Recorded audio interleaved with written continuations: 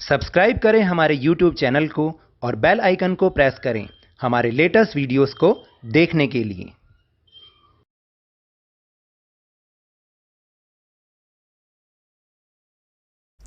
Hello and welcome to Lavneesh sir की class. आज की ये शिक्षा निदेशालय राष्ट्रीय राजधानी क्षेत्र दिल्ली की वर्कशीट नंबर 29 जो कि कक्षा छठी के विद्यार्थियों के लिए है।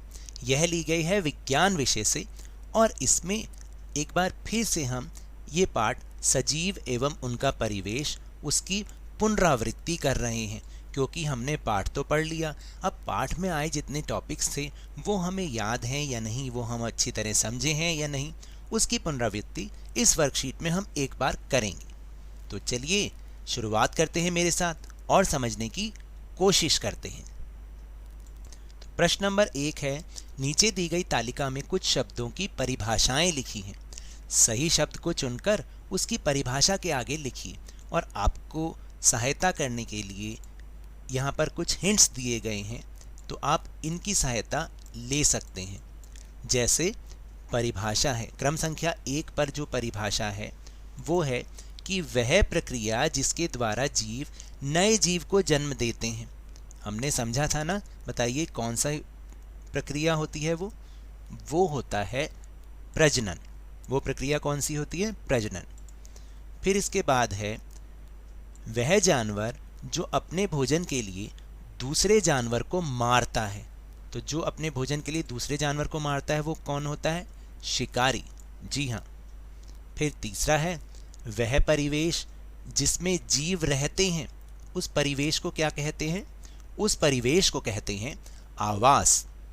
इसके बाद चौथा क्रम संख्या, वह जीव जो अपने जैसे जीवों को जन्म देते हैं। तो उस जीव को बताइए, वो सारे जीव कौन होते हैं जो अपने जैसे ही जीवों को जन्म देते हैं? वो होते हैं स्तनधारी जीव। फिर पांचवी क्रम संख्या, वह जानवर जो दूसरे जानवर द्वारा भोजन के लिए मारा जाता है, वो कौन होता है? वो होता है शिकार। जी हाँ, शिकार। इसके बाद वह विशिष्ट संरचना अथवा स्वभाव की उपस्थिति जिसके कारण पौधे अथवा जंतु उस परिवेश में रहने के योग्य बनते हैं। देखिए इसके बारे में तो हमने पहले भी बात की थी।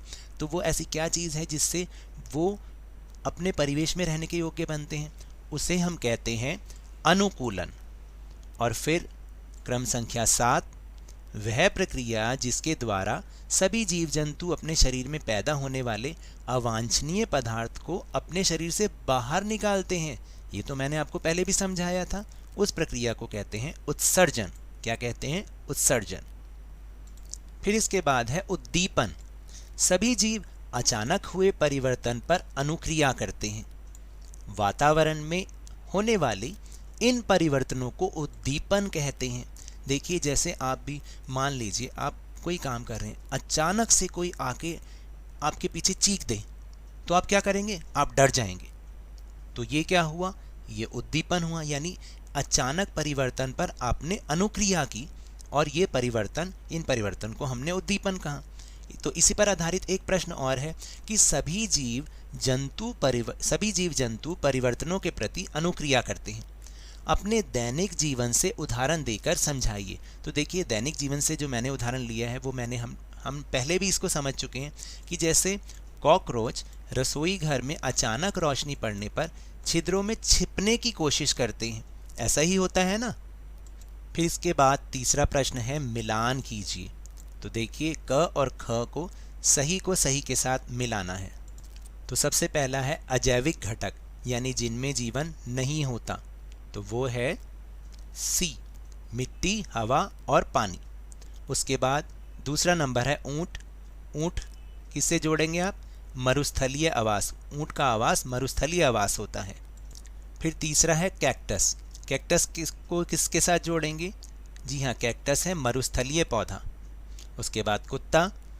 कुत्ता का जो आवास होता है वो कौन सा होता है? स्थलीय आवास। कुत्ता स्थलीय आवास पे रहता है ना। इसके बाद जैविक घटक, यानी जिनमें जीवन होता है, वो है पौधे और जंतु। और उसके बाद नींबू। नींबू क्या है? नींबू एक स्थलीय पौधा है। तो इस तरह से आप इनका मिलान कीजिएगा। तो ये तो थी आज की वर्कशीट। अगर मेरे इस तरह समझाने से आपको थोड़ा सा भी समझ में आया हो तो इस चैनल को ज़्यादा से ज़्यादा सब्सक्राइब कीजिए, लाइक कीजिए और बहुत ज़्यादा शेयर भी कीजिए। और हाँ, मेरे साथ इसी तरह आसानी से वर्कशीट को समझते रहिए, लेकिन ध्यान और मन लगाकर पूरी मेहनत और लगन के साथ ऑनलाइन ही सही पढ़ते जरूर रहिए। और अगर आपको कोरोना वायरस को हराना है तो मास्क जरूर लगा के रखिए और जब भी संभव हो और जब भी उपलब्ध हो इसका टीकाकरण अवश्य कराएं, क्योंकि कोरोना को हराना है और ज़िंदगी को एक बार फिर से सुहाना बनाना है। इसी उम्मीद के साथ बहुत बहुत धन्यवाद।